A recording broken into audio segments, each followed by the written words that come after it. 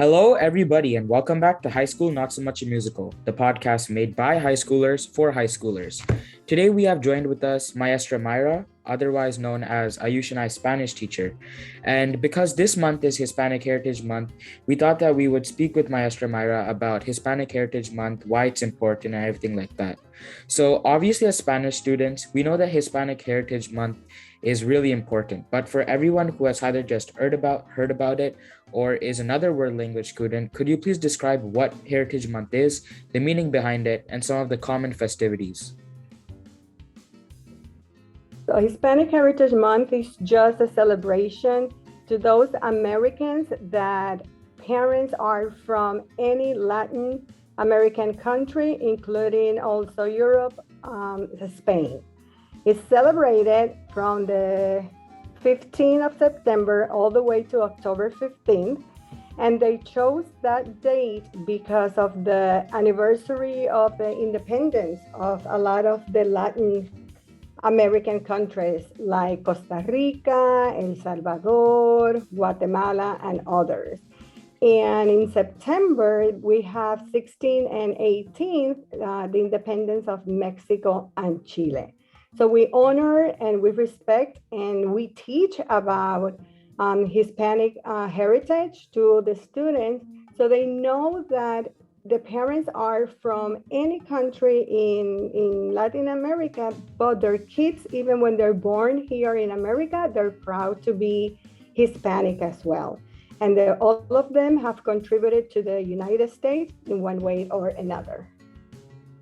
Yeah, I can relate to that. And also, the reason the United States people say it's like a beacon of freedom around the world is because of the diversity of cultures that goes on here, right? I think New York is called like the big melting pot because, for example, back in like the 1900s, when there was a massive increase in immigration into New York and people were fleeing like communist regimes in Eastern Europe, they all went through this like island on the coast of New York called like Ellis Island, and they came to New York in the millions. And that led to like a massive increase in diversity in New York that ended up shaping a lot of like the different cultures you see there. So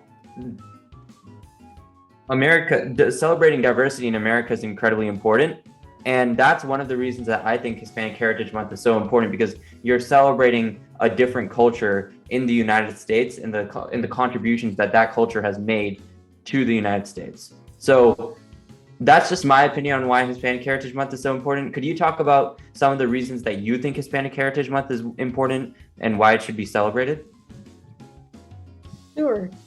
We have a lot of known singers and actors, and I'm totally sure that most of the people know Jennifer Lopez and Mark Anthony, in which I'm really proud to say they come from Puerto Rico.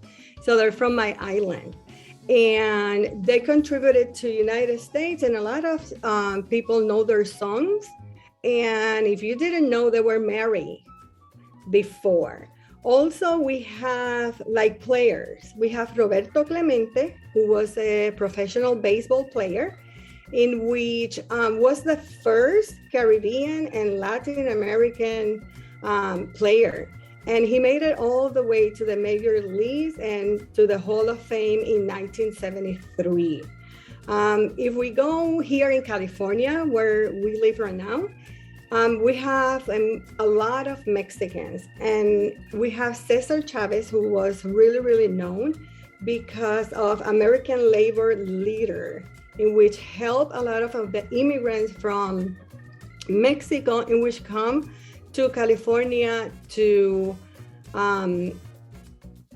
collect all the products like strawberries and almonds and work that other people did not want to do. They were able to do it, and we were able to eat those delicious fruits and vegetables that probably we will not have it here in California, and it should be imported from other countries.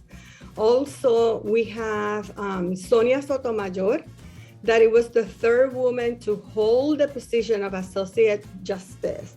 That's very important, and she was born in New York, but her parents were Puerto Rican.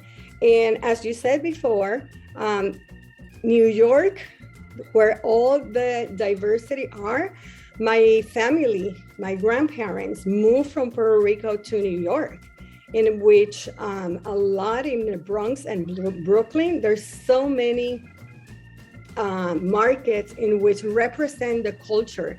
And even when the kids were born in the United States in New York, you can see them showing their flags to be proud of being Latin American, right? And also an American, and be productive in this country that we all love. So I think that this is a really important thing, because when you think of Hispanic, there's a lot of stuff around us that you don't really see, because there's this one TV show on Netflix, which I'm pretty sure a lot of our listeners know about, One Day at a Time, in which Rita Moreno is the grandma who plays in it. And just like Ayush was saying, her parents also fled one of the Hispanic countries for a better life in New York. And that's where she learned about dance. That's where she learned acting. And she was in the famous movie West Side Story. And she was the first Hispanic Academy Award winner. And being a female at the time, it was also a really great achievement. And I know pretty sure she was like the first one to win an Oscar too. Yeah, she was the first one to win an Oscar and Emmy. So I'm pretty sure Ayush remembers this. And last year we had a project in Spanish called Personaje Interesante, about an interesting person. So I did mine about Rita Moreno. It's really interesting how many Hispanic people with heritage came to the US and really set the ground for all the types of TV shows and stuff that we see today. And one of our new co-hosts, Rishi Sinha, who's a sophomore right now, has a next question to ask. So go ahead, Rishi. Yeah, so as you were talking about like different communities and states in America that have like a large Hispanic influence, like the question I wanted to ask you is, are there any ways in that people in their own communities, like any festivals that people can attend to or events that they can go to celebrate and participate in Hispanic Heritage Month? I know that in San Francisco, they have a parade. I can't remember if it's going to be tomorrow, but I know that San Francisco celebrated in a way that they really, really recognize their work in California. I'm not aware of any other as of right now, but I believe that we all can Google it really quick, and then we can find where they can go to celebrate Hispanic Heritage Month. So while one of us does that, I have a really quick question. So you were talking about parades, and obviously parades and decorations. And this year in class, we made paper flowers as one of the activities. And we were in charge of doing, you started the project where we were doing a lot of decorations around the school on the bulletin boards. So could you talk about your thought process while designing the bulletin boards, how you planned them out, and if there's any other activities that people can try out and try next year for Hispanic Heritage Month? So this year, what we decided to do was just the face, and we chose Frida Kahlo, and we chose her because of her face. The bulletin board, it doesn't have her eyes, but it has her eyebrows, in which everybody that see those eyebrows remember Frida Kahlo. It was just the time to spend with the students to make flowers of papel picado, right? And when they do it, it just for them to learn a little bit more of another culture, right? And the purpose of it is students can recognize that face, and they will be curious to just read what was in the bulletin board and see that a lot of the people that were there represented there, they already knew, but they didn't know that they were part of Hispanics. And that was really amazing, where all the students start asking questions that are not in the Spanish class. Things that they can do, and we're gonna celebrate tomorrow. And it's about eating Mexican food, right? And I wanna know, Nitin or Aush or Rishi, have you tasted like authentic Mexican food or any authentic Hispanic food that you can tell me about it? I don't think I that mean, if like any of if us. cheese and chicken quesadillas counts, then Yeah, yeah, Yeah, we'll normally eat at the Mexican food trucks. Like they yeah. had like Hispanic yeah. cuisine food trucks like a couple of weeks ago in school. So they were good. Like, or for me, my favorite dish is the cinnamon one, the milk. What's it called? Uh, Horchata. yeah, horchata. That one's really good. So Okay, my favorite one is that one too, or chata, right? They have like a little bit of rice and cinnamon at the bottom. Also, when you taste like the quesadilla, can you tell me if that is similar to any other food, even when it is not Hispanic? I feel like this is something that's I personally can't think of anything because the closest thing I can relate to is like a dosa, which is sort of like a South Indian dish in which it's like a really thin paste of like this batter made out of rice, and then they put potato filling inside, and you eat it with chutney, which is like the Indian version of a salsa almost. So, Ayush, do you have anything else that kind of reminds you of a quesadilla? Nothing. I mean, okay, so basically, if anyone knows what parantas are, they're like kind of Indian bread essentially. They're if anyone has had naan, it's kind of like a healthier version of naan, and like sometimes you can put cheese inside it, and that kind of becomes like a cheese paranta. It's like a quesadilla, a little bit. for me, there's like I can't really think of anything that like is similar to that. But one of the main things, like one reason I like love like quesadillas from like an authentic Hispanic restaurant or cuisine, is that the sides that they give you. So they'll give you like guacamole or pico de gallo. Like it's a lot better. Like if you were instead of going to like an American restaurant trying to replicate a Hispanic cuisine or a Mexican cuisine, they'll just give you like quesadilla with like lots of cheese. But like if like for example our food trucks, they were like really good. They give you like sour cream, lots of guacamole, lots of pico de gallo. And I'm going to give a tip. If you really speak Spanish and order food in Spanish, when you go to an authentic restaurant like any taqueria, I promise you that you're going to get more food than if you speak English. So if any of you have tried to ask in Spanish when you go to the food truck or even to Chipotle, have you ever tried to ask your food in Spanish? No, but I actually like I've been realizing the impact of this for like the past few years, which is that if you speak with somebody in a language that they're native to, like even like my mom does this a lot. If whenever we go to an Indian restaurant, she always makes sure to like speak with the server in Hindi if they know Hindi.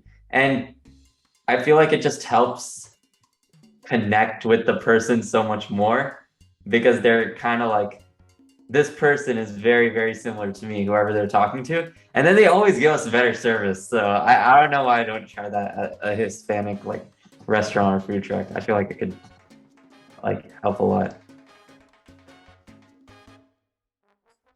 I agree with that too. It's totally true.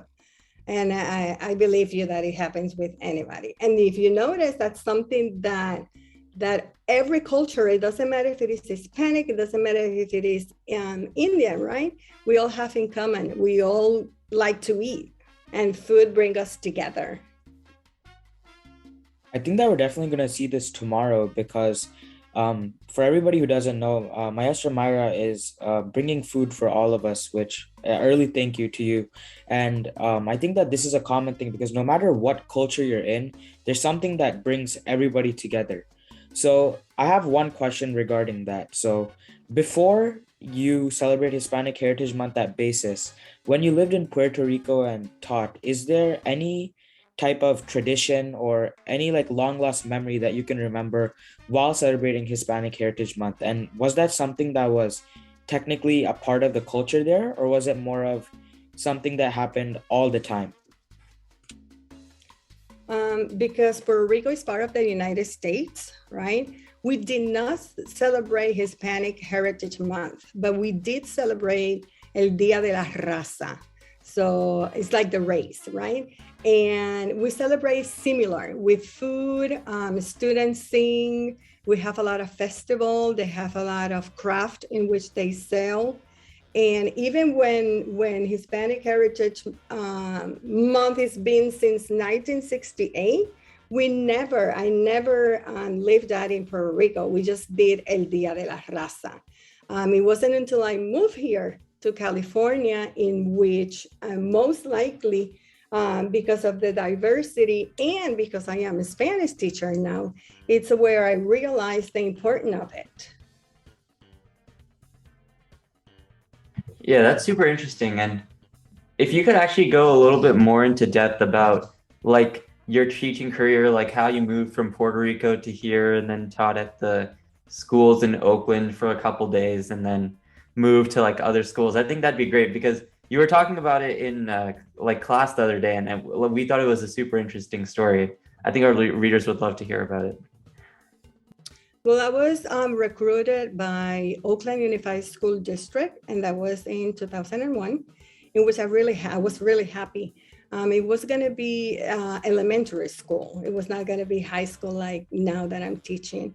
But unfortunately, when I went to that school, I didn't think that it was going to be a proper school for my kids, because of their neighborhood. The neighborhood was not secure.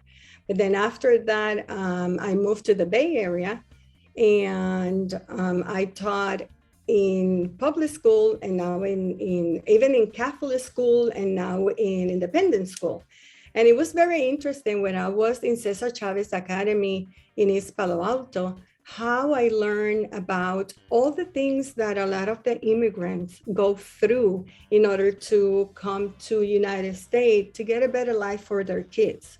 And I remember my first experience on eating a tamal, that is a really, really good, delicious food from Mexico, that I ate it with part of the leaves that they made it with corn leaves. And I was like, the students, even I laugh at myself, right? Because I didn't know that I needed to open it, right?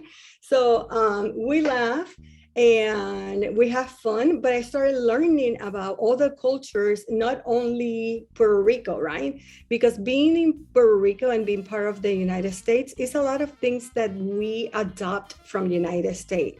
But moving to California, it opened my eyes of how diversity it is.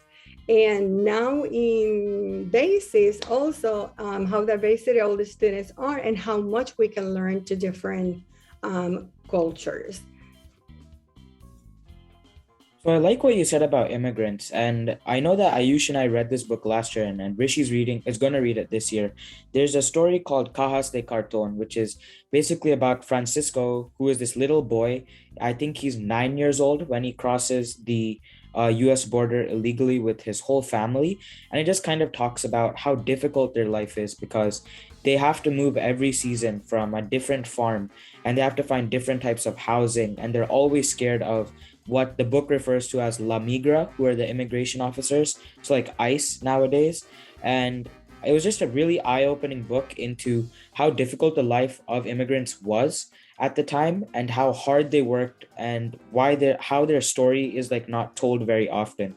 So I think that Ayush can vouch for me and say that it was a really interesting book, and it was also challenging at the same time because reading a book in a different language in itself is really difficult, and trying to understand the emotion that Francisco was trying to portray. And it was a real life account because the person who wrote the book is still alive and he was writing about his life. So Rishi, I think that you have the next question, so go ahead.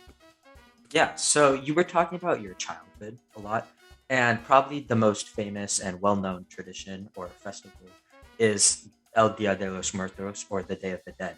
And Hispanic Heritage Month, it's ending October 15th. And Día de los Muertos, it's around early November. So I want to know if you could talk about some of the traditions and what children could do to participate in El Día de los Muertos. El Día de los Muertos is a good time to celebrate whoever has passed and honor their lives. And a way to do it, a lot of students make or kids made altars in which they just represent them putting pictures and just remembering stories about that person that have passed away. Another thing is just eating something that that person liked. El Día de los Muertos is celebrated in some countries October 31st, and then in other countries the 1st and the 2nd of November. But we try to do it in a way that is not a sad moment for the family, and it is a joyful moment because we got the opportunity to get to know that person, and we have all the memories of that person. So for example, my grandpa, in which I adore, still adore, and I have so much memories of him, of just bringing up candy or just passing lawnmower. And those are things that even that he passed away, it's going to be 20 years already, we're still talking about him. And I would like everybody to just get that time, even that if it is not part of your culture, just take that time, November 1st and November 2nd, to remembering those that passed away, and just bring any memories and share your story with someone else. Yeah, so you mentioned altars, and last year in my class, we had to build an altar for the Day of the Dead, and I made it for my great-grandfather. And it's like really eye-opening, and I feel like it's really beneficial to all children because I was able to learn a lot about my great-grandfather, who I didn't really know much about, like his hobbies. Like obviously my parents were really close with him, but I was never really close with him as he was in India at the time. But it was really nice because I would get to know more about him, like his hobbies, for example. And also just building the altar in general was like a really beautiful experience because all the different colors, flowers, fruits, drinks, stuff like that. So I'm going to pass it on to Ayush right now, who has another question. Yeah, I didn't even know the name of my great-grandfather before I actually researched into him and talked with my parents about him for the project. So I think the project helped me learn a lot.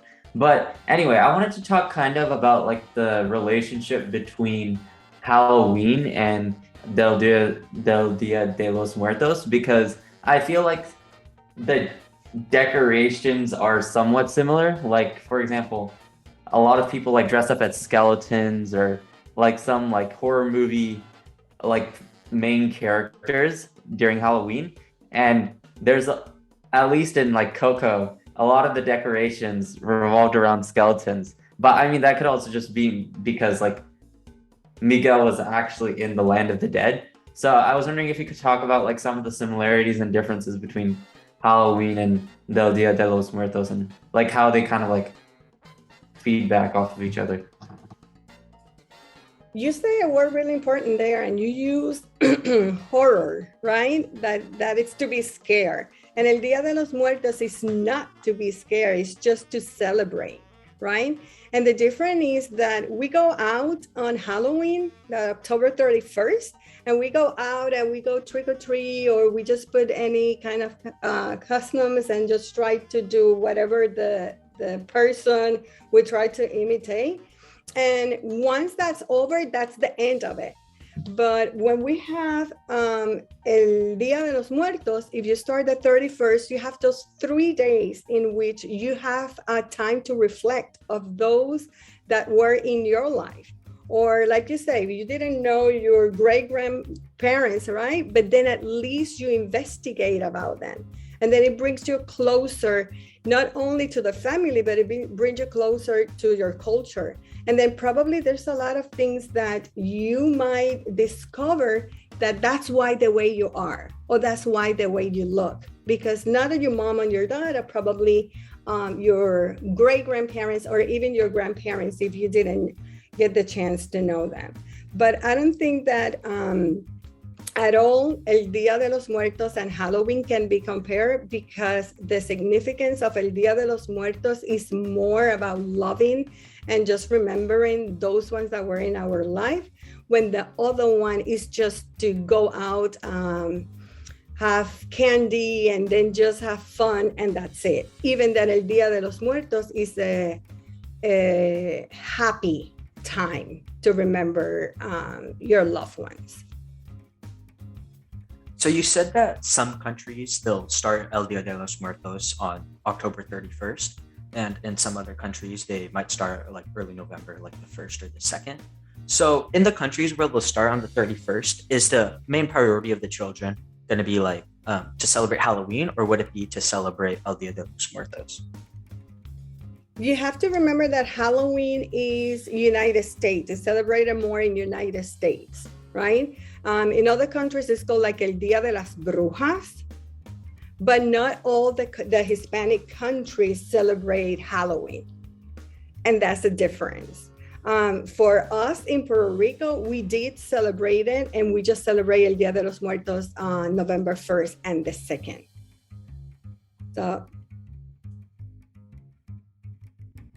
So I remember you were talking about skulls in particular. I remember in 8th grade, we did this activity with sugar skulls where Senorita Duran, who was my 8th grade and 10th grade Spanish teacher, she had us buy all the materials, learn how to create the sugar skull, paint it in class, and it was a lot of fun. So is there any significance behind creating the sugar skull in particular, or do you think it's just more of a way for Spanish students to learn more about the meaning behind the sugar skull? I think it's more about the meaning and taking that time, because when you are doing it, not just to learn the culture, but when you are doing it because it's part of your culture, while you're doing the sugar skull, you're talking about the family. And when we do it at school, it's just going to be just for you to know this is a tradition that they make. But when they're doing it in Mexico, when they're doing it in Venezuela, they do it because that's the time to share with the family. That's where all the stories are going to come up. That's what I'm going to tell about my grandparents. So that's where an uncle is getting to the family and is getting more information about another member of the family. So it's more as a family and remember all the things that had happened, not just for fun, like when we do it in the classroom. I don't know if I make that a little bit clear. I feel like a lot of these projects are like super helpful too, because they kind of show you like deeper significance beyond just a simple decoration, right? Like if you just pick somebody off of the street and tell them to look at the skull, they're not going to know what it means. But when you actually design it yourself and like the teacher tells you about its significance, then you have a much deeper understanding of what exactly it represents in the tradition or in the holiday. So could you talk a little bit about other decorations that you feel have like a greater significance? Like we talked about the sugar skulls, we talked about like the altars, and also like we talked about like the project we did this year in Spanish, where it was like pick a significant historical, like a Hispanic figure and kind of make a one-pager poster sort of thing about them. So could you talk about some other decorations that you feel are signify Hispanic heritage? I think that one thing that a lot of Mexicans do, and it's not just for decoration, they can eat it as well, is pan de muerto.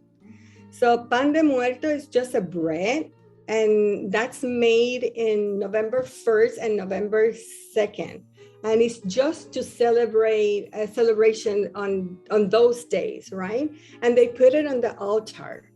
And it's served like decorations, but at the same time, they make different shapes. So some of those shapes are like angels that represent like the soul of the person, and other ones are like animals. And sometimes the animals are representative of the pets that kids or the family had. And it's not hard to do. And you're gonna be tasting one on November 1st as well. And it's something that they do it with a meaning as well, because an angel represents, right, that they're gonna be in another world. And just having a pet, it represents that even that animal, that form of the animal is not there physical, but they still remembering that. Another thing is like papel picado, in which they give different shapes and the colors. And I'm totally sure you guys have done papel picado with different shapes, and they use it for decorations. And as we mentioned before, everything is colorful. There's nothing like black. There's nothing to be sad of. So everything has to be colorful. So we're almost at the 30-minute mark, and one thing that is like a staple of our podcast is a tips question. And just to sum it up for everybody listening, this specific episode just shows how common our cultures really are. Even though we're separated by so many things, we can all come together to celebrate a culture. And Maestra Mayra, one of the things that we do is we just ask for you to give advice to anybody watching, whether it be about how to celebrate Hispanic Heritage Month, how to learn a world language. So just any general advice that you have for our listeners that you have a unique perspective on. I think that not only for Hispanic Heritage Month, but for different occasions, it's good to remember those that have been in our families and get to know about other different cultures. And it's always good to know about different cultures because we never know where we're going to end up. And like we said before, everything comes together. It doesn't matter from where you are. You're always gonna have something in common with somebody else. In referring about Hispanic Heritage Month, just look around and see just how is from where is your favorite actor? From where is your favorite singer? What is the food that you like and from where it came from? Check the packages of when you go to the supermarket and see from where it's coming from, right? Because probably it doesn't come from the country that you are. It might come from Venezuela or Costa Rica. And there's a lot of things that during this time and during the rest of the year, you can do and see how not only Hispanic, but other cultures have contributed to the United States. So thank you so much, Maestra Mayra. I know that I learned a lot and hopefully our listeners did as well. So for everybody watching, thank you so much for tuning into this episode of High School Not So Much a Musical. And a big thank you to Maestra Mayra once again. And hopefully you make the best of the last day of Hispanic Heritage Month, and you'll be hearing this on the last day of Hispanic Heritage Month. So thank you for listening and see you next time. Thank you so much for joining us on this episode of High School Not So Much a Musical. And a big thank you to Maestra Mayra once again. That's our show for today. Now roll the credits. High School Not So Much a Musical is hosted by Ayush Agarwal, Nitin Jaladanki, and Rishi Sinha. Narration by Samhit Padala. Music from The Relax Guys, Louis Luang Relaxation Cafe, Tune Pocket, and Infraction. If you like this show, please recommend it to your friends and family. Thank you for listening and see you next time.